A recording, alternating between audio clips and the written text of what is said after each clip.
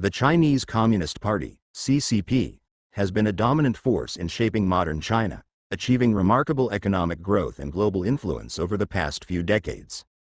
However, despite its apparent successes, the CCP's system is fundamentally flawed and destined to face insurmountable challenges. Compared to democratic systems, the CCP's authoritarian model lacks the adaptability, accountability, and innovation necessary for long-term success.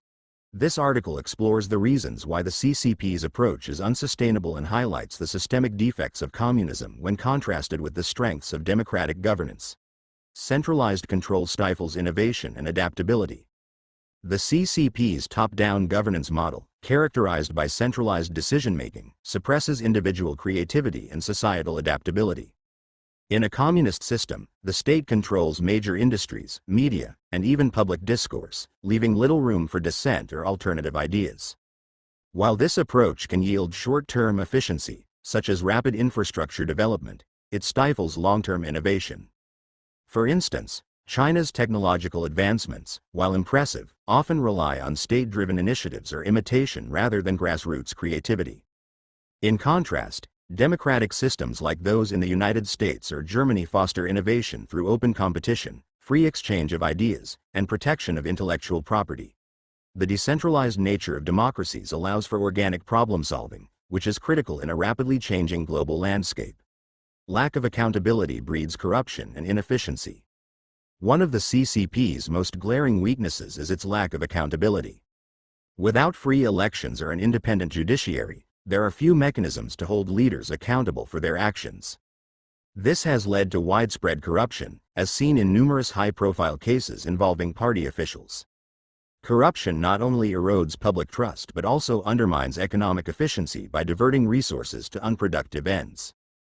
Democratic systems, while not immune to corruption, have built-in checks and balances, such as independent media, free elections, and judicial oversight, that help mitigate these issues. For example, the Watergate scandal in the United States led to significant reforms, demonstrating how democracies can self-correct. In contrast, the CCP's opaque system often conceals problems until they become crises. Suppression of individual freedoms undermines social cohesion. The CCP's emphasis on collective goals over individual rights creates a society where personal aspirations are often sacrificed for state objectives. Censorship, surveillance, and restrictions on free speech limit citizens' ability to express themselves or challenge the status quo. While the CCP argues that this ensures stability, it breeds resentment and alienation among the populace.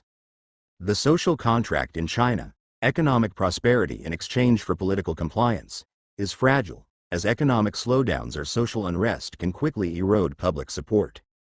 Democratic systems, by contrast, prioritize individual freedoms and provide outlets for dissent, which strengthens social cohesion. The ability to protest, vote, or criticize the government allows citizens to feel invested in their society, fostering resilience against internal and external pressures. Inability to handle complex, modern challenges.